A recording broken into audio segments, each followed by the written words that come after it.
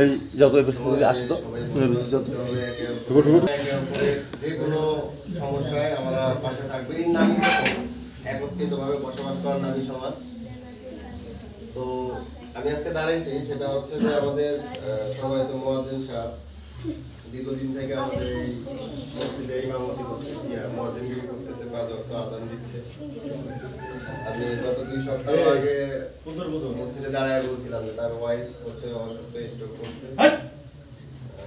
তিনি এমন একটা মানুষ যে তার কোনো চাহিদা নাই, তার কোনো সামাজিক ভাবে যে আমরা কোনোদিন বেতন দিলেও তার কোনো চাহিদা নাই, না দিলেও কোনো চাহিদা নাই, নিঃস্বার্থ ভাবে সেই কাজ করেই যাচ্ছে, এখন পর্যন্ত করে যাচ্ছে।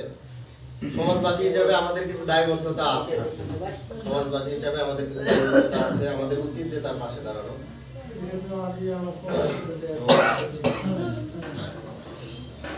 আমরা সমাজবাসী হিসাবে যতটুকু পারি তার জন্য সহযোগিতা করবো। এবং আমি একটা সিদ্ধান্ত নিয়েছি, সেটা হচ্ছে যে আমার যে জমি দিছিলাম সেই জমির যে ধানটা আমরা পাই, সেই ধানটা আমি মুয়াজ্জিন সাহেবকে এবছরের যে ধানটা 7-8 মণ বা 10 মণ যেটুকু ধান আসে, সেই ধানটা আমি চিকিৎসা বাবদ এই ধানটা আমি দিতে চাচ্ছি।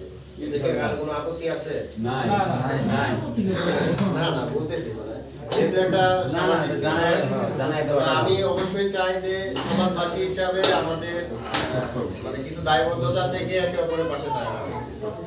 আজকে আমি মুয়াজ্জিন সাহেবের স্ত্রী অসুস্থ, কালকে আপনার স্ত্রী অসুস্থ হবে, মানে এই সমাজে আসলে এরকম কোনো ঘটনা ঘটে না যে সমাজ থেকে কোনো সহযোগিতার হাত বাড়ানো। আমি চাই যে বিগত দিনের দিয়া ভুলে গিয়ে সবাই সবার পাশে যেন দাঁড়াইতে পারে, এই মানসিকতা নিয়ে রাজনৈতিক জায়গা, রাজনীতির জায়গায়, মসজিদ কোনো রাজনৈতিক জায়গা না। মসজিদের মধ্যে সবাই যেন আমরা সমাজে যেহেতু বাস করি, সমাজে আমাদের থাকতে হবে, এইখানে রাজনীতি না করে সবাই সবার পাশে থাকে। একটা বিষয় হচ্ছে যে আমাদের আয়নাল গত 2 দিন আগে উনি আমাদের, আমি যখন মসজিদের সভাপতি হই সেই কমিটির সে একজন সদস্য, অন্যতম সদস্য, এবং মসজিদের জন্য কাজ করছে। সেই সময় সে মসজিদের জন্য নিবেদিত প্রাণ ছিল, এটা অনেকেই জানে না হয়তো। তাকে যে কোনো কাজে ডাকলে আর্থিকভাবে হোক, শারীরিকভাবে হোক, সে হচ্ছে সহযোগিতা করবে। মসজিদটা কি একটা ভাঙুর অবস্থা ছিল সেই সময়, অবদান আছে অবশ্যই। আজকে সে সড়ক দুর্ঘটনায় নিহত হয়েছে, আমরা খুবই ব্যথিত তার জন্য। আপনারা সবাই তার জন্য দোয়া করবেন, আল্লাহ তাআলা যেন তাকে জান্নাতবাসী করে। মানে তার এই অকাল মৃত্যু আসলে আমাদের কাম্য ছিল না, আমরা খুবই ব্যথিত। আশা করি যে সবাই সাবধানে চলাচল করবেন, আল্লাহ সবাইকে হেফাজত করুক, হেফাজত রাখুক, এই বলে আমি আমার সংক্ষিপ্ত বক্তব্য শেষ করছি। আসসালামু আলাইকুম।